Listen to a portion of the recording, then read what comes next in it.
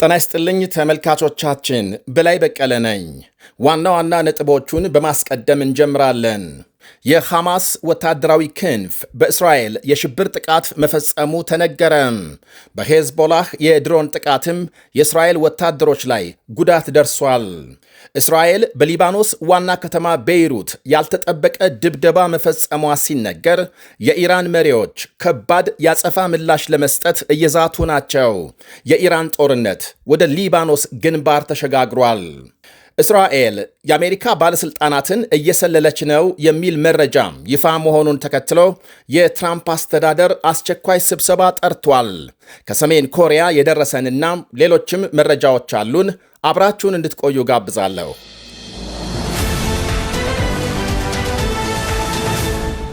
በሰሜናዊ እስራኤል የሽብር ጥቃት መፈጸሙ ተነገረ። አንድ ሰው ሲገደል በርካቶች መቁሰላቸውን ዘገቦች አመልክተዋል። አንድ ታጣቂ በዕቃ መሸጫ ሱቅ አጠገብ በከፈተው ተኩስ አንድ ሰው ከገደለና በርካቶች ካቆሰለ በኋላም በጸጥታ ኃይሎች መገደሉ ታውቋል።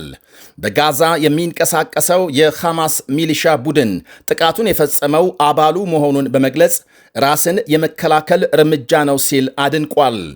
በጥይት የተመቱት አብዛኞቹ ቁስለኞች ወደ መደብሩ ሲገቡና ሲወጡ የነበሩ ሰላማዊ ሰዎች ናቸው ተብሏል።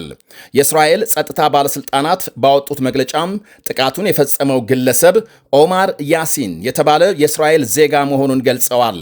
የእስራኤል ታርጋ የተለጠፈበት መኪና እየነዳ ጥቃት ወደ ፈጸመበት ስፍራ መጓዙን አክለዋል። ጥቃቱን ተከትሎ የእስራኤል ጦር ከምዕራብ ዳርቻ ወደ እስራኤል ማቋረጫዎችን መዝጋቱ ሲነገር፣ ይህ የዛሬው ጥቃት ሁለት የእስራኤል ወታደሮች በሄዝቦላህ ድሮን መገደላቸውን ተከትሎ የተፈጸመ ነው ተብሏል። ሁለቱ የእስራኤል ወታደሮች በደቡብ ሊባኖስ በተናጠል በተፈጸመ የደፈጣ ጥቃት ነው የተገደሉት የተባለው። ይህንኑ ተባብሶ የቀጠለውን የሄዝቦላህ ጥቃት ተከትሎ እስራኤል በሊባኖስ ዋና ከተማ ቤይሩት ሰፊ የአየር ድብደባ መፈጸሟ ሲነገር፣ እስካሁን ሁለት ሰዎች መገደላቸውንና ከ11 በላይ መቁሰላቸውን የተለያዩ የዜና ምንጮች ዘግበዋል። ጥቃቱ የሄዝቦላህ ጠንካራ ይዞታዎች ናቸው የተባሉ አካባቢዎች ላይ ያነጣጠረ ሲሆን ሁለት ሕንፃዎች መመታታቸውን የሊባኖስ ዜና አገልግሎት ዘግቧል።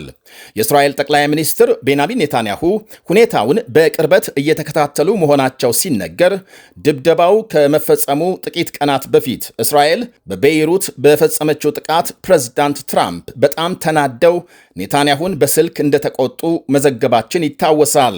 እናም አሁን ንትርክ እንዳይፈጠር የእስራኤል ባለሥልጣናት ሄዝቦላህ የሮኬት ጥቃት በእስራኤል ላይ መፈጸሙንና በምላሹ በቤይሩት ይዞታዎቹ ላይ ድብደባ ለማድረስ መታቀዱን ለአሜሪካ ማብራሪያ መስጠታቸውን አንድ የሳውዲ አረቢያ መገናኛ ብዙሃን ዘግቧል።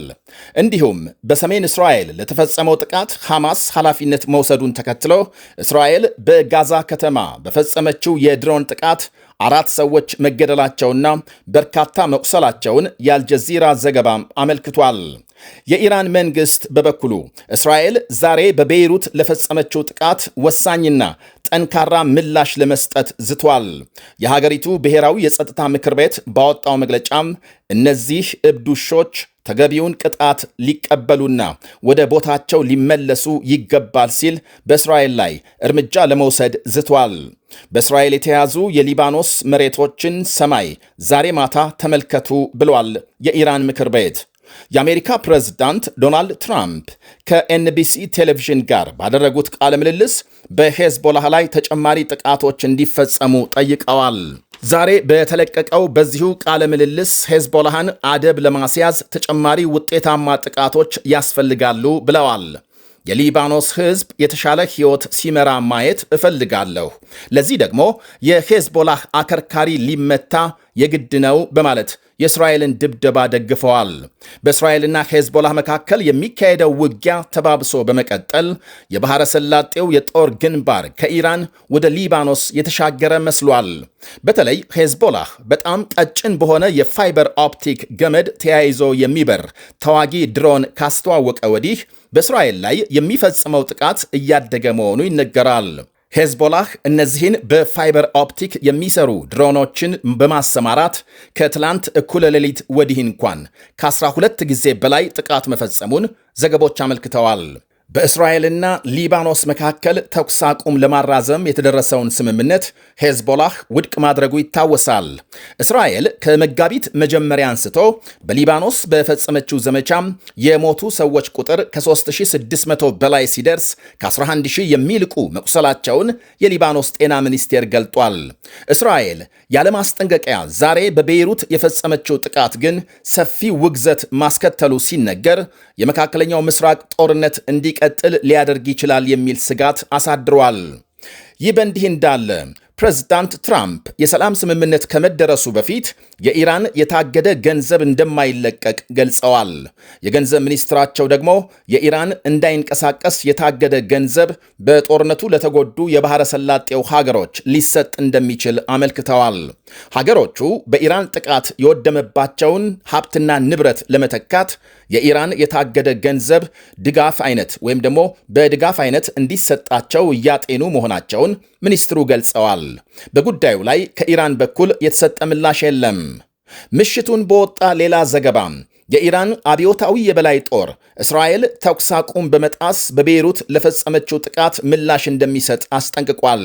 ያም ሆኖ መቼና በምን ሁኔታ ምላሽ እንደሚሰጥ በዝርዝር አልጠቀሰም። በሌላ ሰበር ዜናም የእስራኤል ጦር በምዕራብ ጋዛ ማምሻውን በአንድ ትምህርት ቤትና ሐማስ በሚቆጣጠረው ፖሊስ ጣቢያ በፈጸመው ጥቃት በጥቂቱ 10 ሰዎች መገደላቸው ታውቋል። በሌላ ዜና የአሜሪካ መከላከያ ሚኒስቴር ፔንታጎን እስራኤል የአሜሪካ ባለሥልጣናትን እየሰለለች መሆኗን የሚያመለክት መረጃ ማግኘቱን ገልጧል። አንድ የፔንታጎን ባለሥልጣንን ጠቅሶ ኤንቢሲ ቴሌቪዥን ባሰራጨው ዘገባ መረጃው በትራምፕ አስተዳደር ላይ ስጋት መፍጠሩን ገልጧል።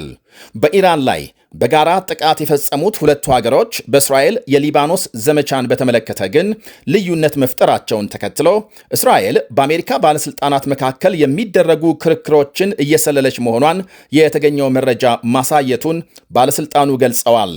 የፔንታጎን ደህንነት ክፍል የእስራኤልን የስለላ ሂደት በአሳሳቢ ደረጃ ማስቀመጡ በጉዳዩ ላይ የተፈጠረውን ስጋት የሚያመለክት ነው ብሏል ዘገባው። እስራኤል የአሜሪካ ልዩ መልእክተኛና ተደራዳሪ ስቲቭ ዊትኮፍን ሰልላለች ሲል ኒውዮርክ ታይምስ ትላንት ሌላ ዘገባ መስራቱ ታውቋል። ዊትኮፍ ኢራንና አሜሪካ፣ እስራኤልና ሐማስ እንዲሁም ዩክሬንና ሩሲያ ባካሄዷቸው ድርድሮች መሳተፋቸው ይታወሳል። ከእስራኤል በኩል እስካሁን በጉዳዩ ላይ ምንም የተባለ የለም። ወደ ሌላ ዜና ስናልፍ ሰሜን ኮሪያም የኒኩሌር ጦር መሳሪያ እንደምታመርት መግለጿ ተነገረ። የሰሜን ኮሪያ መሪ ኪም ጆንግ ኡን እህት በኒኩሌር ጉዳይ ያለን አቋም ለድርድር አይቀርብም ብለዋል። ሀገሪቱ ኒኩሌር ጦር መሳሪያ ማምረት የሚያስችል ዩራኒየም የሚያብላላ ጣቢያ ከቀናት በፊት ይፋ ማድረጓም ይታወቃል። ይህ የሰሜን ኮሪያ መሪ እህት መግለጫም የቻይናው ፕሬዝዳንት ሺ ጂንፒንግ በሰሜን ኮሪያ ጉብኝት ለመጀመር እየተዘጋጁ ባለበት ጊዜ የተሰማ ነው። 26 ሚሊዮን ገደማ ሕዝብ ያላት ሰሜን ኮሪያም ከቻይናና ሩሲያ ጋር የጠበቀ የኢኮኖሚና ወታደራዊ ትብብር እንዳላት ይታወቃል።